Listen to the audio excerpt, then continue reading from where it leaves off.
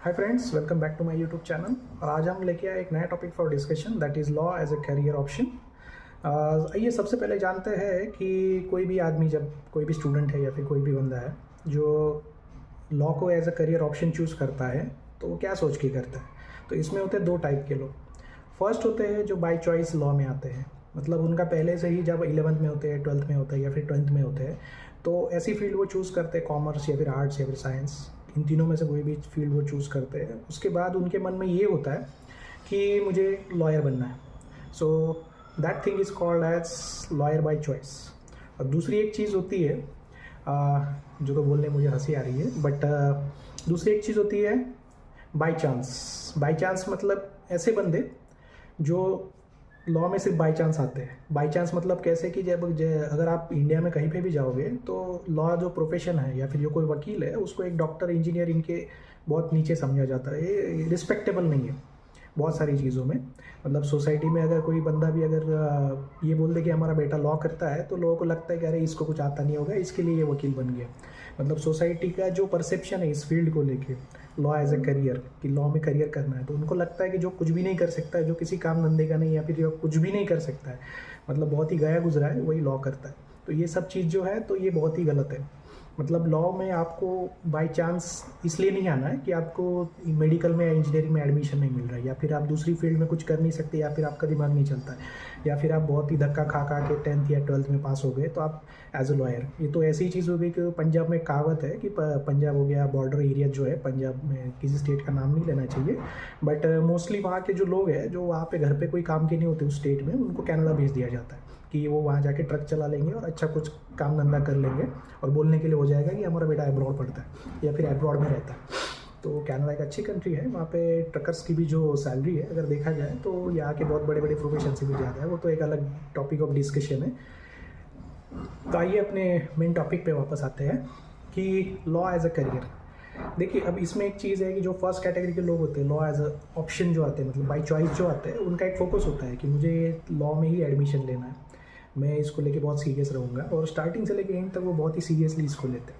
मतलब कॉलेज में भी पढ़ाई बहुत सीरियसली करते हैं, बाद में एग्ज़ाम्स भी देते हैं, बहुत सारी चीज़ें भी करते हैं, बाद में वकालत में भी आते हैं तो डे वन से बहुत सीरियसली जाते हैं। उनका जो फोकस होता है कि मुझे सक्सेस पाना ही है। वो ज़्यादा मतलब ऐसा नहीं है कि मैं लॉ कर लिया तो इस फील्ड में चला जाऊँ, उस फील्ड में चला जाऊँ, क्योंकि लॉ में अगर आप लॉ करते हैं तो आप कोई भी फील्ड में नौकरी कर सकते हैं। उसको एज ए इक्विवेलेंट और as an option to MBA देखा जाता है। तो अभी जो दूसरी कैटेगरी के जो लोग हैं, अभी उनके बारे में बात करते हैं। तो उनका है कि बाय लॉ बाय चांस, मतलब एक लॉयर बाय चांस हो गया। तो लॉयर बाय चांस क्या होता है कि जो कुछ भी नहीं कर सकता इसके लिए यहाँ पे आ गया। तो ऐसे जो लोग होते हैं वो इस फील्ड में भी कुछ नहीं कर सकते। अगर वो दूसरी जगह पे भी कुछ नहीं कर सकते तो इस फील्ड में भी कुछ नहीं कर सकते। उसका एक रीज़न है, और लॉजिक भी और रीजनिंग बहुत अच्छी है, तगड़ी है। उसका एक रीज़न है कि लॉ की अगर आप किताबें भी देखेंगे तो लॉ में एक सबसे पहली बात होती है कि आपका लैंग्वेज बैरियर आता है।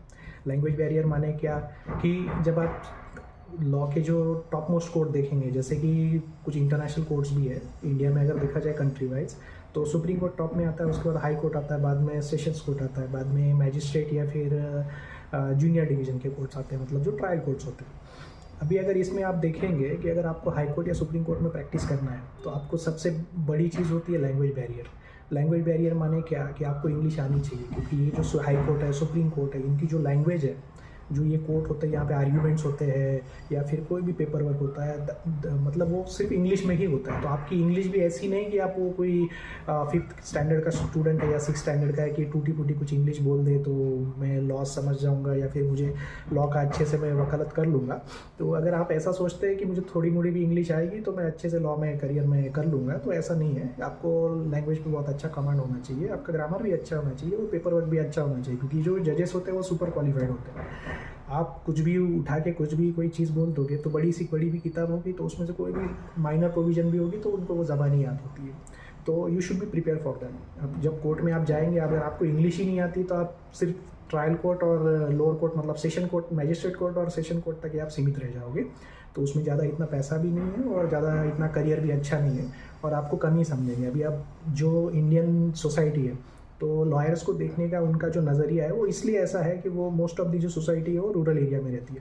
तो रूरल एरिया में अगर आप देखने जाओगे तो तालुका लेवल पे या फिर डिस्ट्रिक्ट लेवल पे जो कोर्ट्स होते हैं, तो वहाँ पे जो लैंग्वेज होती है वो या तो वर्नाकुलर लैंग्वेज होती है, मतलब या तो हिंदी होती है या मराठी होती है, या फिर जो अगर साउथ इंडिया के कोई अगर कोर्ट्स है तो वहाँ पे उनकी वर्नाकुलर लैंग्वेज होती है, लोकल लैंग्वेज। तो उसमें इतना टैलेंट नहीं लगता, क्योंकि कोई भी बंदा आके कुछ भी बोल रहा है तो उधर whether it is legally correct और नॉट, ये आम आदमी को समझ ही नहीं आता है। अभी बात करते हैं हाई कोर्ट या सुप्रीम कोर्ट में प्रैक्टिस करने की, या फिर मुंबई या फिर दिल्ली जैसे मेट्रो सिटीज़ में प्रैक्टिस करने की।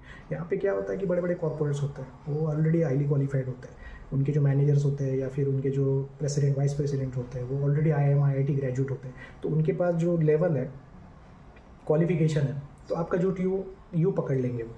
तो अगर आपको अच्छे लॉयर अगर देखने तो आप हाई कोर्ट आइए, सुप्रीम कोर्ट आइए, वहाँ पे कैसे प्रोसीजर चलती है, क्या प्रोविज़न चलती है, या फिर वहाँ पे कैसे किस प्रकार से केसेस चलती है, और वहाँ पे क्या स्टैंडर्ड है वकील लोग का, मतलब कपड़े पहनने का भी कुछ स्टैंडर्ड है उनके। आप देखोगे गाउन देखोगे या फिर कपड़े उपड़े देखोगे सब, तो आपको पता चल जाएगा कि इनमें कुछ डिफरेंस है। और अगर मैं आपको टेक्निकली बोलने जाऊँ तो बहुत सारे ऐसे लॉयर्स हैं सुप्रीम कोर्ट में, हाई कोर्ट में, हर जगह पे, जिनकी जो इनकम है तो वो बहुत बड़े बड़े सेलिब्रिटीज से भी ज़्यादा है, मतलब करोड़ों में इनकम है।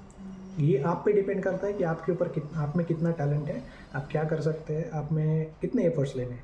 अभी कोई बड़ा लॉयर भी होगा, अगर वो लेजीनेस करेगा या फिर अगर वो पेपर पढ़ के कोर्ट में नहीं आएगा तो हार ही जाएगा, क्योंकि every case is new case, और हर केस की स्टोरी अलग ही होती है। तो उसमें आपको छानबीन करनी पड़ेगी, हज़ारों डॉक्यूमेंट्स होंगे वो पढ़ने पड़ेंगे, आपको उसमें से नोट्स बनाने पड़ेंगे। जजेस भी यही करते हैं। अभी आप हाई कोर्ट सुप्रीम कोर्ट जजेस देखोगे या ट्रायल कोर्ट के जजेस भी देखोगे, वो एक्चुअली वेल क्वालिफाइड है। ट्रायल कोर्ट के जजेस भी, उनको मैं ऐसे नहीं बोलूँगा, अगर महाराष्ट्र में आप देखने जाओगे या फिर दिल्ली में भी, तो जुडिशियल सर्विसेज का एग्ज़ाम होता है जो UPSC या फिर स्टेट पब्लिक सर्विस कमीशन वगैरह वो उसको कंडक्ट करते हैं। UPSC तो नहीं, लॉ जुडिशरी में, सॉरी। तो आपको बताता हूँ कि अगर ये आपको जज भी बनना है तो आपको कानून बहुत अच्छे से आना चाहिए, क्योंकि आपको एक जज साहब है तो आपको कुछ एडजुडिकेशन करना है। एडजुडिकेशन माने क्या, कि आपको किसी के साथ कुछ जस्टिस करना है, वो टेक्निकल जस्टिस है। अभी अगर आप कोर्ट में जाएंगे तो सामने वाले वकील साहब होंगे 50-60 साल के, और जज साहब होंगे 22-23 साल के, जब जो जस्ट कॉलेज पास आउट है, या फिर 25 साल के, जिन्होंने कोर्ट में कभी वकालत की नहीं है। तो उनका और वो 50-60 साल वाले वकील लोग का प्रोसीजर या फिर एक्सपीरियंस या फिर उसमें जो टेक्निकल चीज़ है, क्योंकि वो 50-60 के वकील लोग हैं, ऐसा नहीं है कि वो सिर्फ उसी कोर्ट में प्रैक्टिस करते होंगे, वो यहाँ का ऑर्डर चैलेंज करते होंगे, सेशन कोर्ट में सेशन का चैलेंज करते होंगे, हाई कोर्ट में अगर हाई कोर्ट नियर बाय है और उनके जो होता है तो उनका करियर अच्छे से थोड़ा सेटल भी होता है, क्योंकि उनके क्लाइंट भी फिर टाइम रहते रहते उनके पास इतना एक्सपीरियंस आ जाता है, तो क्लाइंट भी अच्छे पे करने वाले होते हैं, तो वो हाई कोर्ट तक जा सकते हैं। तो आप ऐसा मत सोचिए कि उनको कुछ नहीं आता है। जज साहब भी अगर आप बोलेंगे जो जिन्होंने कभी प्रैक्टिस नहीं की है, उनका थोड़ा रह जाता है पीछे, मतलब वो भी अपना इसके साथ थोड़ी टेक्निकल मैकेनिकल उनको चीज़ें सिखाई जाती है, तो मैकेनिकल वे में ही वो काम करते हैं। तो जैसे जैसे उनको थोड़ा एक्सपीरियंस आता जाता है, गाइडेंस मिलता है हायर जुडिशरी से, इससे उससे उनकी रेगुलर ट्रेनिंग भी होती है, तो उसके साथ वो भी थोड़ा अच्छे से सीख जाते हैं। लेकिन एक बात बोलना चाहूँगी, जो जजेस जो बनते हैं ना वो टैलेंटेड ही होते हैं, ब्रिलियंट ही होते हैं, क्योंकि उनका जो क्राइटेरिया है उनको सिलेक्ट करने का वो भी बहुत स्ट्रॉन्ग है। तो ऐसा नहीं है कि जो धक्के खा रहा है, जो बाई चांस लॉ में आ गया है, उसको ही उठा के जज बना दिया बाद में, मतलब वकालत नहीं चल रही इसके लिए जज बन गए, ऐसा नहीं होता है। उनमें भी कुछ बेसिक टैलेंट होता है और वो एक्सेप्शनली गुड ही होते हैं। उनका लैंग्वेज पे कमांड होता है, उनको प्रोसीजर मालूम होती है और अच्छी पढ़ाई लिखाई भी करते हो। ऐसा नहीं है, क्योंकि वो क्लास 1 की पोस्ट है, क्लास 1 ऐसे किसी को नहीं बनाया जाता है इंडिया में। अगर आप देखे जाएंगे कि किसी को पैसा खिला दिया और आप क्लास 1 बन गए, ऐसा नहीं होता है। क्योंकि जब आप बन भी जाओगे, सपोज कहीं से आप कुछ करके कुछ सेटिंग वेटिंग करके या फिर जुगाड़ करके, फिर भी आप उसमें टिक नहीं पाओगे, क्योंकि आप परफॉर्म नहीं कर पाओगे, आपको निकाल देंगे जॉब से। अभी आइए अपना दूसरी चीज़ है जो मेन टॉपिक से तो हम भटक ही रहे, तो मेन टॉपिक ये है कि लॉ एज ए करियर आपको लेना चाहिए कि नहीं लेना चाहिए। अभी बहुत सारे लोग होते हैं जो लॉ में आ जाते हैं, बाद में उनको लगता है कि भाई कुछ तो लॉ में क्या है। जो बाई चॉइस आते हैं उनका अच्छे से तगड़ा रिसर्च होता है, मतलब वो करियर में ही आते हैं इसलिए कि उनको मालूम होता है क्या है क्या नहीं, या फिर उनके फैमिली में या फिर रिलेशन में या फिर आजू बाजू में कोई पहचान वाला कोई लॉयर होता है। तो जो लॉयर की हम बात कर रहे हैं, तो वो उन्होंने देखा होता है कि ये वकील साहब है, इनकी क्या पहुँच है, कितने क्या है, तो मुझे इनके जैसा बनना है। तो कोई भी बंदा होता है स्कूल से उठ के इसके उसमें, तो उसको सिखाया जाता है कि ये बाबा या तू डॉक्टर बन या फिर इंजीनियर बन, ये दोनों ही अच्छे ऑप्शन है। तो उसमें भी क्या है कि अगर इंजीनियर बन रहे हो तो इंजीनियरिंग में आपको खाली IT में एडमिशन मिलना चाहिए, फिर ENT से मिलना चाहिए, क्योंकि इन दोनों में ही सैलरी। बाकी जो अगर आप सिविल इंजीनियर वगैरह बनेंगे, ये वो तो स्ट्रगलिंग है, लाइफ टाइम स्ट्रगलिंग है। उसमें इतनी सैलरी नहीं मिलती जितनी IT वाले को मिलती, जो आजकल जो बूम चल रहा है IT का, उसमें इंजीनियर लोग का बहुत फॉरेन पोस्टिंग है, अच्छे अच्छे जॉब है, सैलरीज भी अच्छी है, वो बहुत जल्दी सेटल हो जाते हैं, क्वालिटी लाइफ भी जीते हैं as compare to other engineers. Doctor में भी वैसा है कि उनकी रिस्पेक्ट है। अभी वकील लोग का भी रिस्पेक्ट नहीं है, ऐसा नहीं है। अगर आप देखने जाएंगे तो जब किसी के घर पे पुलिस आती है या फिर किसी के पीछे पुलिस पड़ जाती है या फिर किसी पे गलती से किसी से कुछ हो जाता है, मिस्टेक हो जाता है, तो उस पर अगर कोई केस बन गया तो वो वकील के पास ही आते हैं। तो आप वकील एक ऐसा इंसान है कि जहाँ पे सबके दरवाजे बंद हो जाते हैं ना, वहाँ पे सिर्फ वकील का दरवाज़ा खुला रहता है। तो आप वकील है तो इसका मतलब ये नहीं कि वो बहुत ही गया गुजरा आदमी है समाज में, तो उसको कोई रिस्पेक्ट नहीं है, ऐसा नहीं है। आप अच्छे अच्छे वकील के पास जाइए, उनकी फ़ीस भी देखिए, अब डॉक्टर से बहुत गुना महंगे भी है। अभी आइए बात करते हैं कि law as a career 12th के बाद स्टूडेंट्स को लेना चाहिए कि नहीं लेना चाहिए। अब दूसरी बात है, अगर आप लेते भी हैं, सपोज़ आपने 12th के बाद ऐसा ठान लिया कि भाई मतलब ठान लिया कि मुझे लॉ एज अ करियर करना है, तो आपने गए लॉ की CET दी, बाद में आपने देखा कि टॉप के जो लॉ कॉलेजेस टॉप 10 जैसे प्रीमियर लॉ इंस्टीट्यूट्स हैं, इनकी प्लेसमेंट्स आपने देख ली 20 लाख 25 लाख 30 लाख फ्रेशर की सैलरी है कॉर्पोरेट में। तो मैं इसके लिए कि मुझे जॉब मिलेगा वहाँ पे कॉर्पोरेट में, इस अच्छी सैलरी मिलेगी, तो MBA का खर्चा ज़्यादा है, उससे अच्छा मैं लॉ कर लेता हूँ ग्रेजुएशन के बाद या फिर 12th के बाद मैं लॉ कर लेता हूँ, क्योंकि लॉ में अगर 5 साल का लॉ कर रहा हूँ तो उसमें डबल डिग्री कोर्स है बैचलर का। मतलब डबल डिग्री कोर्स ऐसा हो गया कि लॉ में जब आप 5 ईयर कोर्स में एडमिशन लेते हैं 12th के बेसिस पे, तो आपको 3 ईयर कंप्लीट होने के बाद आपको एक बैचलर का डिग्री मिलता है। वो मतलब उसका जो क्या इंटीग्रेटेड कोर्स जैसा होगा, जैसे BSL LLB हो गया, BLS LLB हो गया, या फिर BCom LLB हो गया, या फिर BA LLB हो गया, तो आपको एक 3rd ईयर के बाद एक आपको डिग्री मिलती है बैचलर की। उसके बाद लॉ की डिग्री आपको 5th ईयर के बाद मिलती है। तो इसमें क्या होता है कि अगर आप डायरेक्ट 12th के बाद अगर लॉ करेंगे तो आपको 1 साल सेव हो जाता है, बच जाता है। कैसे?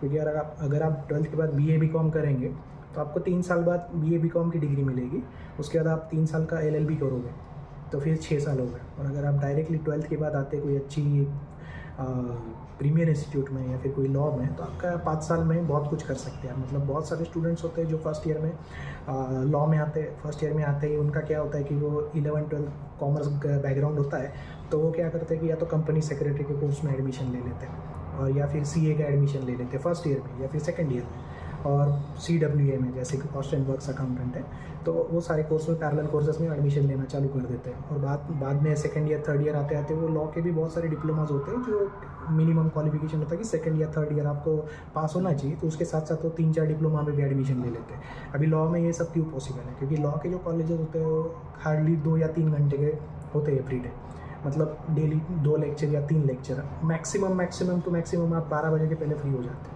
11 साढ़े 11 12 बजे तक आप फ्री हो जाते हैं अर्ली मॉर्निंग। तो 12 बजे के बाद पूरा दिन खाली है, तो आप क्या करते हो? तो आपने एक्स्ट्रा करिकुलर एक्टिविटीज़ में डिप्लोमा कर लिया, या फिर आप CSEs की पढ़ाई कर रहे हो, उसकी कोचिंग कर रहे हो, बाद में साइड बाय साइड ये सब चीज़ें चलती है। और लॉ कॉलेज में इतना पेपर वर्क भी नहीं होता है, मतलब जैसे मेडिकल हो गया, इंजीनियरिंग हो गया, कि आपको बहुत सारा घर में आके होमवर्क करना है, आपको जर्नल्स भरने हैं, आपको प्रैक्टिकल है, ये है, तो ये सब चीज़ यहाँ पे नहीं होता, इतना इनिशियली नहीं होता। खाली फाइनल ईयर में एक प्रैक्टिकल होता है कि आप कोर्ट में जाओ, कोर्ट की प्रोसीजर सीखो और उसका एक जर्नल लिख के दो, वो एक माइनर चीज़ है, उतना आप कोई भी मैनेज कर लेगा। अभी आगे आते हैं तो ये सब चीज़ें करते करते बहुत लोग आते हैं फाइनल ईयर होने तक। बहुत लोग होते हैं जो CA भी बन जाते हैं, CS भी बन जाते हैं, CWA भी बन जाते हैं, डिप्लोमा भी ले लेते हैं, लॉ की भी 2 डिग्री बैचलर ले लेते हैं। अभी इसके बाद भी वो लोग क्या करते हैं? उसके बाद भी वो लोग सोचते हैं कि मैं LLM में एडमिशन ले लेता हूँ। LLM में एडमिशन मतलब मास्टर्स में कोई स्पेशलाइजेशन करता हूँ कि मेरा करियर और भी अच्छा जाएगा। तो वो लोग क्या करते हैं मैक्सिमम कि भाई अगर इंडिया में अगर आपको टॉप की कोई लॉ फर्म या फिर कोई कॉर्पोरेट सेक्टर है, अगर आपको उसमें अच्छी सैलरी की जॉब चाहिए, जैसे IIM हो गया IIT हो गया, इनसे अगर आपको कॉम्पीट करना या उनसे भी अच्छा चाहिए, तो वो लोग बहुत सोचते हैं कि हम लोग को फॉरेन में जाके कोई फैंसी लॉ की डिग्री लेनी चाहिए। अभी मैं आपको यहाँ पे कैच है, मैं आपको बताता हूँ यहाँ पे प्रॉब्लम है। अभी इन लोग का थिंकिंग में प्रॉब्लम क्या है? अगर आप LLM इंडिया से ही करते हो तो that is a same law और आप उसमें स्पेशलाइजेशन कर रहे हो। अब लॉ का फील्ड रहता है कि वो यूनिवर्सल नहीं है। यूनिवर्सल का मतलब क्या कि जैसे मेडिकल हो गया, इंजीनियरिंग हो गया, ये जो फील्ड है ये यूनिवर्सल है। इस यूनिवर्सल का मतलब ये हुआ कि अगर सपोज़ मैं आपको एक एग्जांपल दे देता हूँ। सपोज़ इंडिया में मेडिकल फील्ड है, मेडिकल मतलब कोई डॉक्टर, उसके सामने अगर कोई पेशेंट आता है, कैंसर एक बीमारी का पेशेंट ले लो, तो कैंसर का जो इंडिया में ट्रीटमेंट करने का तरीका है या फिर उसके जो प्रोटोकॉल्स है, वो इंडिया में जो है वो US में भी है, UK में भी है, यूरोप में भी है।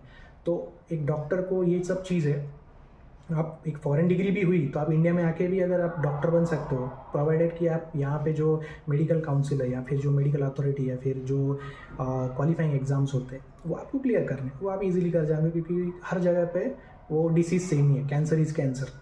अब दुनिया में किसी भी कोने में जाइए, कैंसर हो गया, एड्स हो गया, या फिर दूसरे कोई भी बीमारी हो, तो वो सब सेम ही है। खाली इतना थोड़ा बहुत माइनर डिफरेंस होता है कि कौन से मेडिसिन आपको देनी चाहिए, क्योंकि कुछ मेडिसिन होते हैं जो इंडिया में बैन होते हैं, जो अदर कंट्रीज़ में अलाउड है, जैसे जेनेरिक ड्रग्स हो गए, ब्रांडेड ड्रग्स हो गए, ऐसा माइनर इशू है, लेकिन फील्ड सेम है।